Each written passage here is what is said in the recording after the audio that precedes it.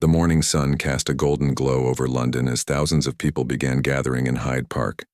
Street vendors hurried to set up their stalls, selling everything from small British flags to commemorative mugs. Children ran between the crowds, their faces painted with red, white, and blue colors. The excitement in the air was so thick you could almost touch it. Sarah Mitchell, a music teacher from Brighton, had driven 3 hours with her 2 young daughters just to be part of this historic day. She clutched their hands tightly as they walked through the park gates. "Mummy, will we really see the prince and princess?" asked 7-year-old Emma, her eyes wide with wonder. Sarah smiled and nodded, though she wasn't entirely sure herself. The concert stage stood magnificent in the center of the park, decorated with thousands of flowers and draped in royal blue fabric. Sound technicians ran back and forth, testing microphones and adjusting speakers. The stage looked like something from a fairy tale, with golden trim catching the sunlight and creating sparkles that danced across the growing crowd. Local business owner James Thompson had closed his coffee shop early to attend the celebration. He had lived in London his entire life but had never seen the city so alive with joy. People from all walks of life stood shoulder to shoulder. Elderly couples who remembered the Queen's coronation, young families with babies in strollers, teenagers taking endless selfies, and tourists who had changed their travel plans just to witness this moment. The royal security team moved quietly through the crowds, their trained eyes scanning for any signs of trouble. Detective Inspector Maria Rodriguez had been working royal events for over a decade, but she had never seen such genuine happiness radiating from so many faces. Even the usually grumpy London taxi drivers were smiling and waving at pedestrians. As the morning progressed, news crews from around the world set up their cameras. Reporters practiced their opening lines in dozens of different languages. The BBC had positioned their main broadcast team on a specially built platform that gave them a perfect view of both the stage and the crowd. Producer Helen Clark watched through her headset as the viewer numbers climbed steadily. This was going to be one of the most watched events in British television history. Street musicians had claimed spots along the walking paths, playing everything from classical pieces to modern pop songs. An elderly man with a violin drew a small crowd as he played Rule Britannia with such passion that several people began singing along. A group of university students had brought drums and were keeping a steady beat that seemed to match the collective heartbeat of the city. The London Metropolitan Police had prepared for weeks, but they were pleasantly surprised by how well-behaved and cheerful everyone was. Constable David Walsh, usually stationed in one of the rougher neighborhoods, found himself actually enjoying his shift. Instead of dealing with complaints and arguments, he was giving directions to excited families and posing for photos with children. Food trucks lined the streets leading to the park, filling the air with the scents of fish and chips, Indian curry, and fresh pastries. Restaurant owner Priya Patel had brought her mobile food cart and was amazed at how quickly she was selling out. "I've never seen London like this," she told her assistant as they hurried to prepare more samosas. "Everyone is so happy, so united." The royal household staff had been working since dawn, coordinating every detail of the day's events. Lady Catherine Ashworth, the Queen's former lady-in-waiting, had come out of retirement to help organize the celebration. At 72 years old, she moved with the efficiency of someone half her age, ensuring that every flower arrangement was perfect and every security checkpoint was properly manned. Local schools had been given permission to bring students on field trips to witness the historic event. Teacher Margaret Foster led a group of 30 excited 10-year-olds through the crowds, constantly counting heads and trying to keep them together. The children peppered her with questions about the royal family, about the concert, about everything they could see around them. As noon approached, the crowds continued to grow. The London Underground reported record numbers of passengers, with people traveling from every corner of the United Kingdom. Train stations buzzed with activity as families arrived carrying picnic baskets, folding chairs, and British flags of every size. The atmosphere was electric with anticipation. Complete strangers struck up conversations, sharing stories about previous royal events they had attended, or explaining to their children the significance of the day.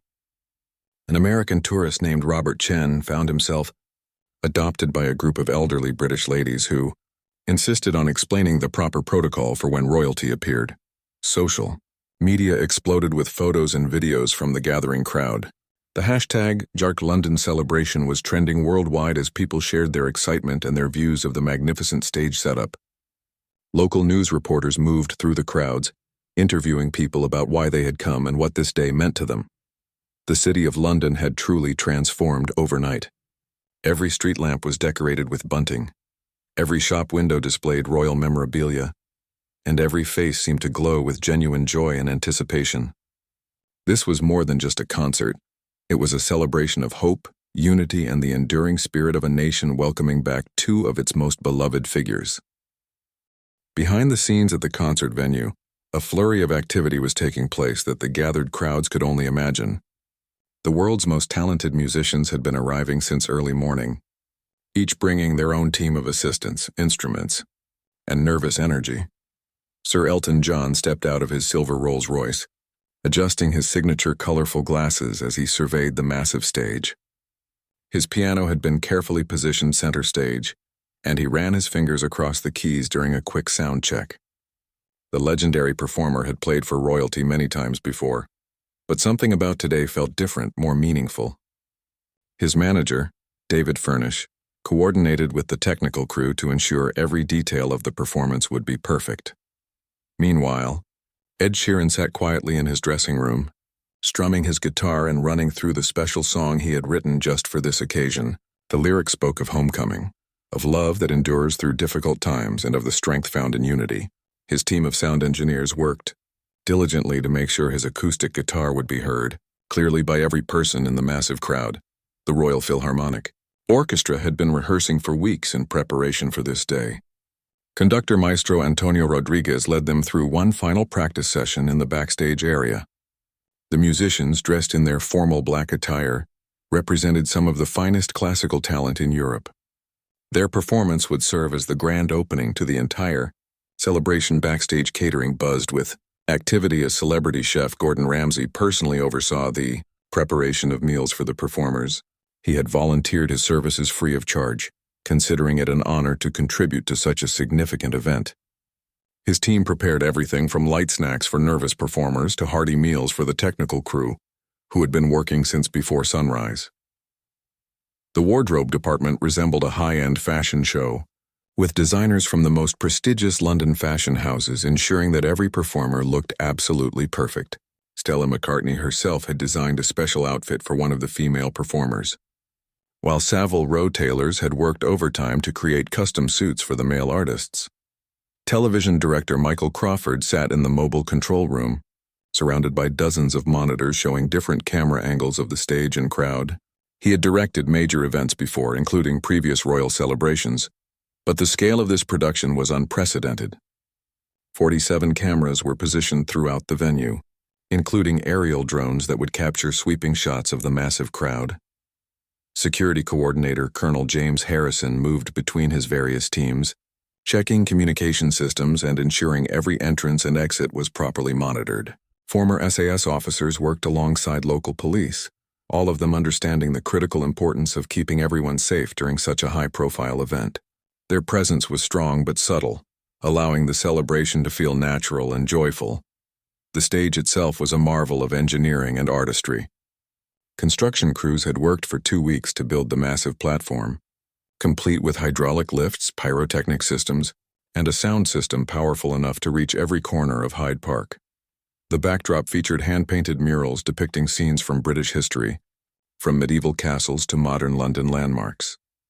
Royal Protocol Officer Elizabeth Harrington briefed every performer on the proper procedures for when Prince William and Kate would arrive. She explained the traditional bows and curtsies, the appropriate distance to maintain, and the correct way to address the royal couple. Some international performers found the protocol complicated, but they all approached it with respect and genuine enthusiasm. The London Symphony Orchestra's choir, comprising 80 of the city's most talented voices, warmed up in a nearby tent. Their ethereal harmonies drifted across the backstage area, adding an almost heavenly atmosphere to the controlled chaos of preparation. They would be performing a specially arranged version of Jerusalem that was expected to bring tears to many eyes. Lighting designer Patricia Wells made final adjustments to the hundreds of spotlights that would illuminate the evening performance. She had created a lighting scheme that would transform the stage into different magical environments throughout the concert. For the classical pieces, soft golden lights would create an intimate atmosphere, while the pop performances would feature dynamic, colorful displays that could be seen for miles. The video production team tested their massive LED screens that would allow even the people at the very back of the crowd to see every expression on the performers' faces. Technical director Simon Hayes coordinated with camera operators to ensure seamless transitions between live performance and pre-recorded segments that would tell the story of Prince. William and Kate's recent journey, florists, worked tirelessly to arrange thousands of fresh flowers that would be presented to Kate upon her arrival. The bouquets contained flowers from every region of the United Kingdom, symbolizing the entire nation's joy at welcoming the royal couple home. White roses from Yorkshire, Scottish heather, Welsh daffodils, and Northern Irish shamrocks were carefully arranged by the Royal Horticultural Society's finest designers. As the afternoon sun reached its peak, the final rehearsals began in earnest. Each performer took their turn on stage, adjusting to the acoustics and the overwhelming sight of the growing crowd beyond. The energy was building to something truly extraordinary, and everyone involved could feel that they were about to be part of something that would be remembered for generations to come. As the afternoon wore on, London transformed into something magical. The crowds in Hyde Park had grown so large that they spilled onto the surrounding streets, creating a sea of people that stretched as far as the eye could see. Everyone seemed to move with a shared sense of purpose and joy. Despite the tight quarters and long waits, street vendors moved through the crowds like dancers, selling programs, refreshments, and commemorative items. 10-year-old Tommy Wilson had convinced his father to let him help their family friend's souvenir stand, and he was amazed at how friendly everyone was. People from different countries, different backgrounds, and different ages all seemed to share the same excitement. He sold miniature British flags to a Japanese family, commemorative pins to German tourists, and postcards to a group of university students from Scotland. The London Transport Authority had prepared for increased passenger loads, but even they were surprised by the sheer volume of people arriving in the city. Tube stations that normally handled a few thousand passengers per hour were managing triple that number. Station manager Patricia Holmes at King's Cross found herself personally helping families navigate the system, giving directions in broken French to confused tourists, and ensuring that elderly passengers had assistance reaching their platforms. Local pubs and restaurants had extended their hours and hired extra staff to accommodate the massive influx of visitors. The Red Lion pub, just a short walk from Hyde Park, had run out of fish and chips by 2 o'clock and had to send runners to nearby shops to restock. Pub owner Michael O'Brien had never seen anything like it in his 20 years of business. "People are buying rounds for complete strangers," he told his wife over the phone. "I've never seen London so happy." The international media presence had grown throughout the day, with news crews arriving from countries that rarely covered British events. A news team from Brazil was interviewing British families about what the royal couple meant to them. A reporter from Japan was fascinated by the orderly way such a massive crowd was managing itself. Canadian journalists compared the atmosphere to their own national celebrations, while Australian reporters noted the genuine warmth and excitement they witnessed everywhere they looked. Emergency services had positioned teams throughout the area, but they were finding their services needed mainly for small things like helping lost children find their parents or providing water to people who had been standing in the sun too long. Paramedic Susan Clark had expected a challenging day dealing with crowd-related injuries, but instead found herself mainly taking photos of families and helping elderly visitors find comfortable places to sit. The Royal Parks Authority had opened additional areas of Hyde Park to accommodate the growing crowds, and park rangers worked with police to ensure everyone had adequate space and access to facilities. Ranger Tom Matthews, who had worked in the park for 15 years, was amazed at how respectful the visitors were. Despite the massive numbers, there was virtually no litter, no damage to the landscaping, and no conflicts between different groups of people. Local residents living near the park had opened their gardens and even their homes to provide restroom facilities and shelter for families with small children. Mrs. Eleanor Campbell, who lived in a townhouse overlooking the park, had set up a tea station in her front garden and was serving free refreshments to anyone who needed them. "This is history in the making," she explained to anyone who would listen. "How could I not do my part?" The sound of church bells began ringing throughout London as various parishes joined in the celebration. Big Ben's famous chimes were accompanied by bells from St. Paul's Cathedral, Westminster Abbey, and dozens of smaller churches across the city.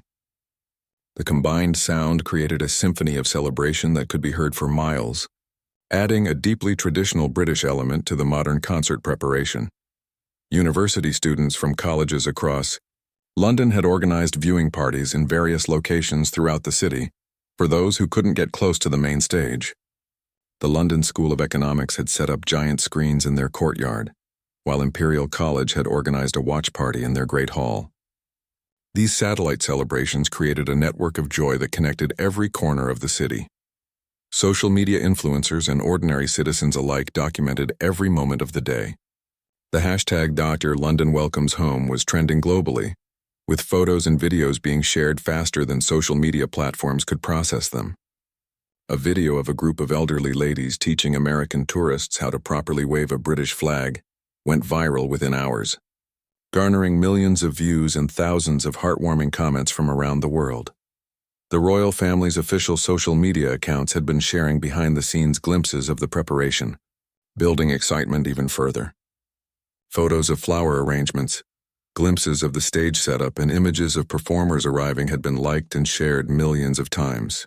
The anticipation was building to a crescendo that seemed to energize the entire city. As evening approached, the crowd showed no signs of diminishing their enthusiasm despite hours of waiting.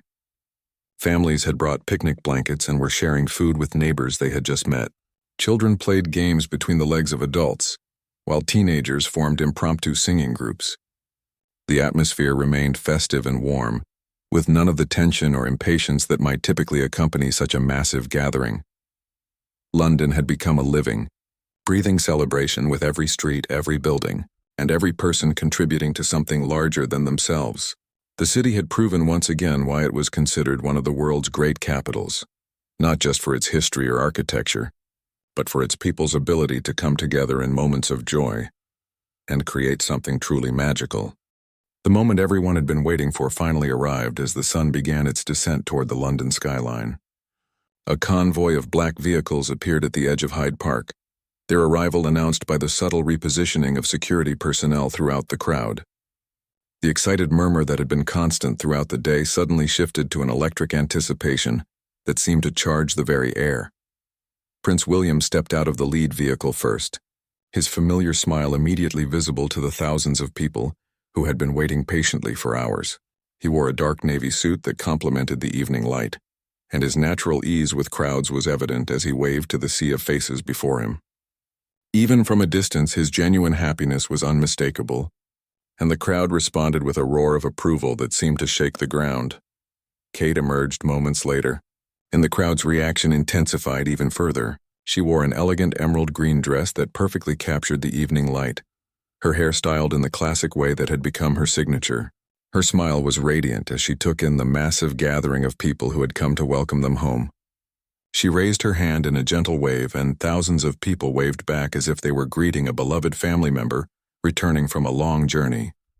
The royal couple began their walk toward the stage, stopping frequently to speak with people in the crowd. William crouched down to speak with a young boy who had been waiting with his grandmother since morning, accepting a hand-drawn picture and studying it with genuine interest. Kate accepted bouquets of flowers from children, each interaction captured by photographers and beamed to television screens around the world. 8-year-old Sophie Martinez had been chosen to present the official welcome bouquet to Kate, and she stood nervously at the designated spot with her parents nearby. When Kate approached and knelt down to Sophie's level, the little girl forgot all her rehearsed words and simply said, "We missed you." Kate's eyes filled with tears as she accepted the flowers and gave Sophie a gentle hug that would be remembered by everyone who witnessed it. The London Children's Choir, positioned near the stage, began singing "Welcome Home" as the royal couple continued their procession. Their pure, clear voices carried across the park, and soon thousands of people were humming along. The song had been specially written for this occasion by a young composer from Manchester, and its simple melody seemed to perfectly capture the collective feeling of joy and relief that filled the air. Security teams moved like shadows around the royal couple, their presence professional but unobtrusive. Detective Inspector Rodriguez coordinated the protection detail through her earpiece, constantly monitoring the crowd while allowing William and Kate the freedom to interact naturally with their well-wishers. The crowds were so well-behaved and genuinely happy that the security team's main challenge was simply managing the overwhelming number of people who wanted to get closer. Members of Parliament and other dignitaries had been given special seating near the stage, but many of them found themselves more interested in watching the crowd's reaction than focusing on protocol. Foreign ambassadors from dozens of countries were present, many of them clearly moved by the genuine affection being displayed between the royal family and the British people. The BBC's live coverage was being watched by an estimated global audience of over 500 million people, making it one of the most watched live events in television history. Commentator David Dimbleby, whose voice had accompanied British royal events for decades, found himself struggling to adequately describe the emotional intensity of the scene unfolding before the cameras. As William and Kate reached the VIP area near the stage, they were greeted by the Archbishop of Canterbury, the Prime Minister, and other senior officials. But even during these formal greetings, their attention kept returning to the crowd, clearly moved by the overwhelming show of support and affection they were receiving. The concert's opening ceremony began with a spectacular display of pyrotechnics that lit up the darkening sky in brilliant colors. The crowd cheered as fountains of gold and silver sparks cascaded from the stage, while lasers painted patterns across the clouds above. The technical crew had outdone themselves, creating a display that rivaled the most elaborate New Year's celebrations. The Royal Philharmonic Orchestra took the stage as the fireworks concluded, their formal black attire creating a striking contrast against the colorful stage lighting. Maestro Rodriguez raised his baton and the opening notes of Zadok the Priest filled the air, performed with such power and precision that even people standing half a mile away could feel the music resonating in their chests. William and Kate took their seats in the royal box, a specially constructed area that provided them with perfect views of both the stage and the massive crowd. Kate waved periodically to different sections of the audience, each gesture met with enthusiastic cheers. William appeared genuinely amazed by the turnout, at one point leaning over to speak with an aide, gesturing toward the crowd with an expression of wonder. The classical opening set the tone for what would be an evening of musical performances spanning centuries of British culture. As the orchestra concluded their piece, the crowd's applause lasted for nearly 3 minutes, with many people wiping tears from their eyes. The combination of the majestic music, the royal presence, and the shared experience of being part of something historic had created an emotional intensity that surprised even seasoned royal watchers. Local news crews interviewed people throughout the crowd during the brief pause between performances, and the responses were remarkably consistent. People spoke of feeling connected not just to the royal family, but to their fellow citizens and to their country's history. Many mentioned that they had never experienced anything quite like this sense of unity and shared joy. The evening's entertainment continued with a parade of Britain's most beloved performers taking the stage one by one. Sir Elton John made his entrance to thunderous applause, his sequined jacket catching the stage lights as he settled behind his piano. He began with Your Song, but had reworked the lyrics slightly to reference homecoming and the joy of reunion. His powerful voice, still strong after decades of performing, carried across the park and seemed to speak directly to the hearts of everyone present. From her position in the crowd, Sarah Mitchell lifted her daughter Emma onto her shoulders so the little girl could see better. Emma clapped along with the music, her face glowing with excitement as she watched one of the world's most famous musicians perform just for them. Around them, people of all ages sang along, their voices blending together in a massive choir that complemented Elton's professional performance. Ed Sheeran followed with his specially written song Welcome Home, a gentle acoustic piece that told the story of love that endures through separation and grows stronger through reunion. The crowd fell silent during his performance, hanging on every word of the lyrics that seemed to perfectly capture the emotions of the day. When he reached the chorus, thousands of people began humming along, creating a sound that was both intimate and overwhelming. Between musical performances, short video presentations played on the massive screens, showing highlights from Prince William and Kate's recent travels and work.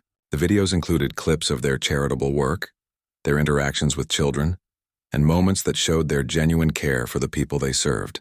The crowd cheered particularly loudly during scenes that showed the couple working with British military, families, and supporting various causes close to their hearts.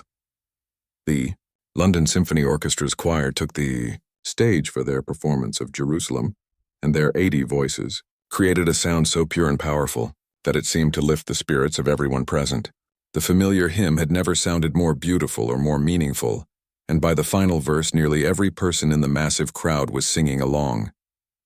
The combined voices of hundreds of thousands of people created a moment of spiritual connection that transcended religious or cultural differences. Celebrity chef Gordon Ramsay made a surprise appearance, not to perform but to present a special cake he had created for the occasion. The massive cake, decorated with edible flowers representing every region of the United Kingdom, was wheeled onto the stage to surprised laughter and applause from the crowd. Ramsay's brief speech about the importance of bringing people together through food and celebration added a touch of humor and warmth to the formal proceedings. The internationally renowned violinist Nicola Benedetti performed a haunting piece that she had composed specifically for the evening, called Homecoming. Her violin seemed to sing with emotion as she played, the melody weaving through the crowd like a gentle wind. Many people closed their eyes and simply listened, allowing the music to wash over them and carry away any stress or worry they might have been feeling. As full darkness settled over London, the stage lighting became even more dramatic and beautiful. The lighting designer's careful planning was evident as different colored lights painted the massive crowd in various hues, creating a living artwork that shifted and changed with each new performance. The effect was captured by the aerial cameras and broadcast around the world, showing London as a glowing jewel of celebration. A group of young performers from the Royal Academy of Music presented a medley of modern British pop songs, reimagined with classical instruments. Their fresh take on familiar tunes had the crowd singing and dancing, proving that the evening was successfully bridging generational and cultural gaps. Grandparents found themselves enjoying music they had never heard before, while teenagers appreciated classical arrangements of their favorite songs. The surprise appearance of Dame Judi Dench brought a different kind of energy to the stage. The beloved actress recited a specially commissioned poem about the enduring strength of the British people and the importance of hope and unity. Her powerful voice and commanding presence held the massive crowd absolutely silent, her words carrying clearly to every corner of the park and beyond. Prince William and Kate were clearly enjoying every moment of the performance, often leaning toward each other to share comments about the various acts. Their genuine appreciation for each performer was evident, and their relaxed, happy demeanor seemed to put everyone around them at ease. When Kate laughed at Gordon Ramsay's surprise appearance, her delight was infectious and spread throughout the crowd.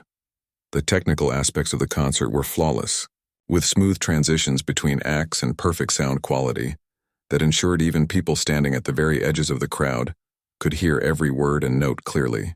The months of preparation were evident in every detail, from the positioning of cameras to the timing of lighting. Changes. Local businesses throughout London were experiencing unprecedented levels of activity as people continued to arrive in the city even as the concert was underway.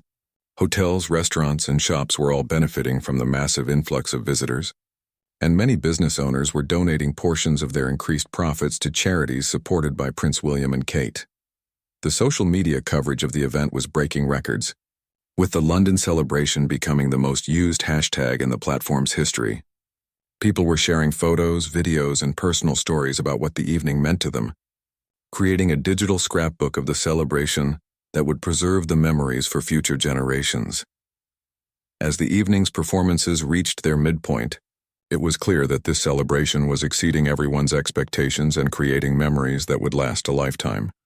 The concert reached its emotional peak when a special surprise was revealed to the crowd. The massive LED screens showed a live connection to British military bases around the world, where service members who couldn't be present in London were joining the celebration virtually. Soldiers stationed in various countries appeared on screen, all of them singing "God Save the King" in unison with the crowd at Hyde Park. The connection to the military personnel overseas created one of the most moving moments of the entire evening. Prince William, himself a former military officer, stood and saluted the screen as the faces of British service members appeared from locations across the globe. Kate placed her hand over her heart, clearly emotional as she watched the virtual reunion between the royal couple and the brave men and women serving their country far from home. Families in the crowd who had relatives serving overseas became particularly emotional during this segment. Mrs. Patricia Andrews, whose son was stationed with the Royal Navy, found herself crying openly as she saw him appear briefly on the screen, waving from his ship somewhere in the Mediterranean. The technology that allowed this global connection added a dimension to the celebration that no one had anticipated, making it truly worldwide in scope. The final act of the evening was announced as a collaboration between all the performers who had appeared throughout the night. Sir Elton John returned to his piano, Ed Sheeran picked up his guitar, the London Symphony Orchestra took their positions, and the choir arranged themselves across the back of the stage. What followed was a magnificent performance of Rule, Britannia, that had been specially arranged to showcase each performer's unique talents while creating a unified whole. The crowd's response to this finale was overwhelming. Hundreds of thousands of people sang along, their voices carrying across London and beyond. The sound was so powerful that it was clearly audible in neighboring areas of the city, and people who hadn't been able to attend the concert stepped outside their homes and businesses to listen and join in from afar. During the performance, Prince William and Kate stood and joined in the singing, their voices lost in the massive choir, but their participation clearly visible to everyone present. Their genuine engagement with the celebration, their obvious enjoyment of the music, and their heartfelt appreciation for everyone who had made the evening possible was evident in every gesture and expression. The pyrotechnics team saved their most spectacular display for this final performance. As the music reached its crescendo, the sky above Hyde Park exploded in a choreographed fireworks show that painted the London night in brilliant colors. Gold and silver cascades fell like rain, while massive chrysanthemum bursts created temporary suns above the crowd. The timing was perfect, with each musical phrase matched by corresponding visual effects. The combination of music, fireworks, and the shared voices of hundreds of thousands of people created a sensory experience that was almost overwhelming in its intensity. Many people in the crowd described it later as the most beautiful and moving thing they had ever witnessed. The moment seemed to capture everything wonderful about British culture, from its musical traditions to its sense of community and shared identity. As the final notes of the song died away, and the last fireworks faded from the sky, the crowd's applause continued for nearly 10 minutes. The sound was deafening, a roar of appreciation and joy that seemed to come from the very soul of the nation. People hugged strangers, children cheered until their voices were hoarse, and elderly audience members wiped tears of happiness from their eyes.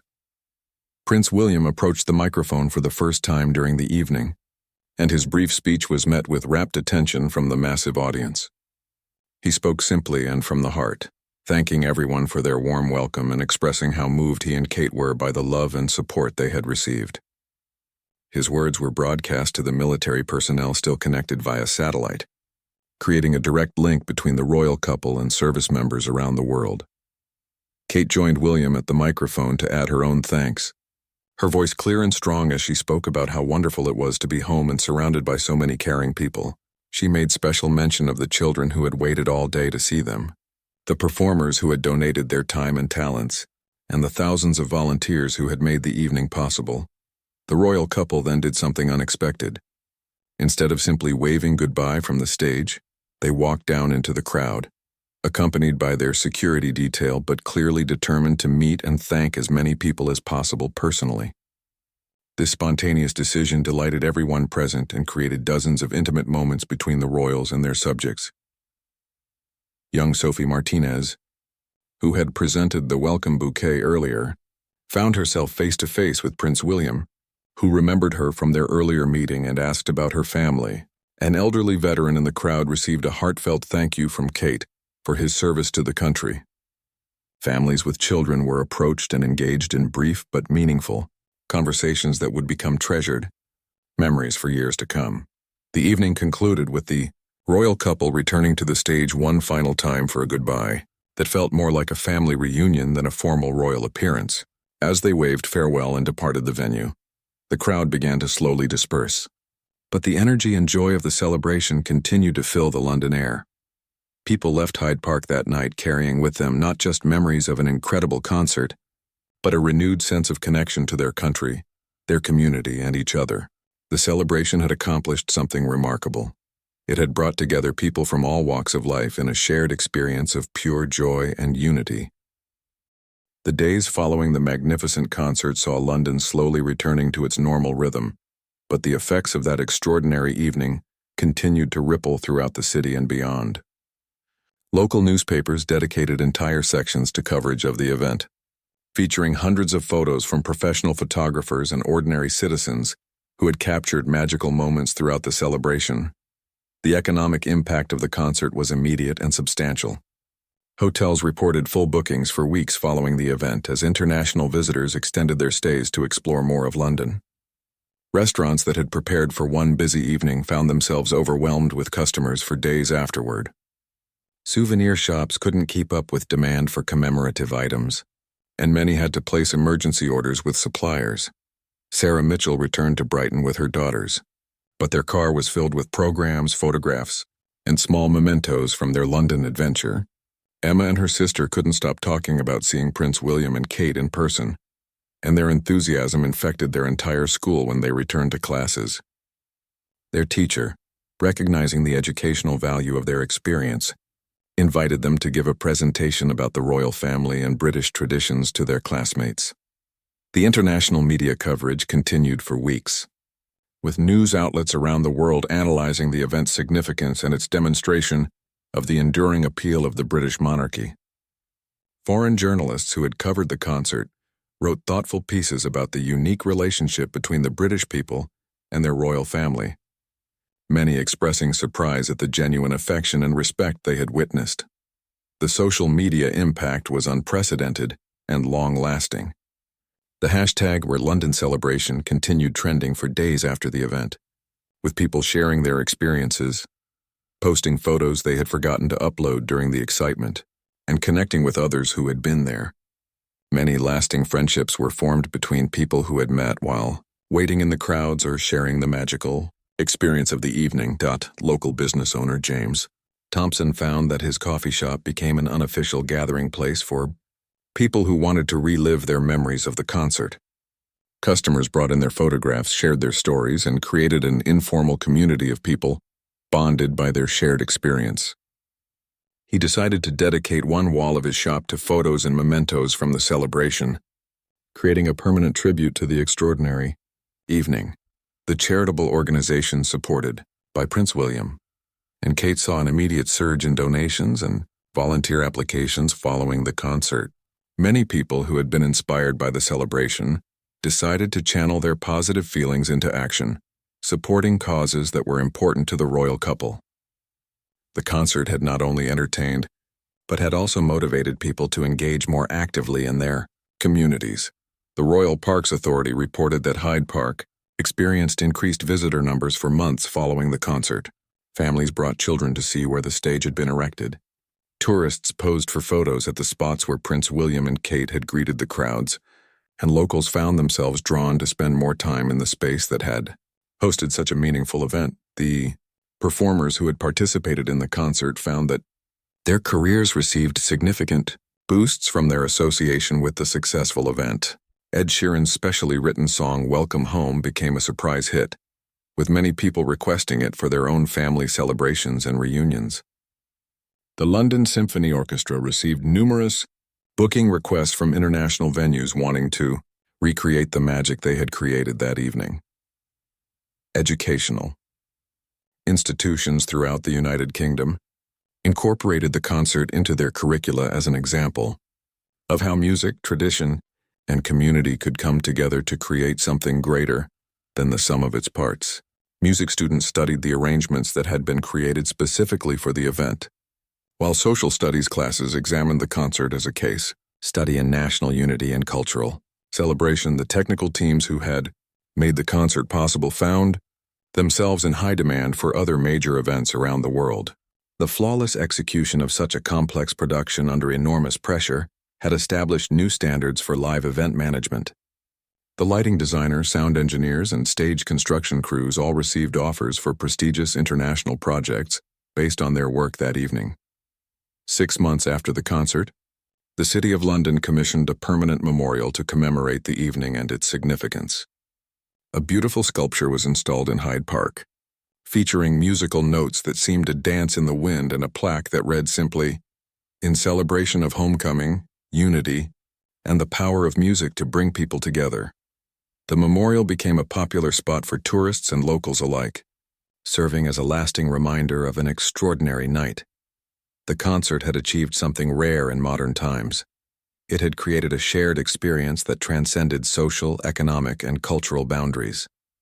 People from all backgrounds had come together in genuine celebration, creating memories that would last a lifetime and relationships that would endure long after the music had ended. Years later, those who attended would still speak of the evening with wonder and pride. They would tell their children and grandchildren about the night when London glowed with joy, when hundreds of thousands of people sang together under the stars, and when the simple act of welcoming two beloved figures home became a celebration of everything beautiful about human community and shared hope. The concert had proven that in an age of division and uncertainty, music, genuine emotion, and shared celebration still had the power to unite people and create moments of pure magic that would be treasured forever. London had shown the world how to celebrate with grace, joy, and an open heart, creating a template for bringing people together that would inspire communities everywhere for generations to come.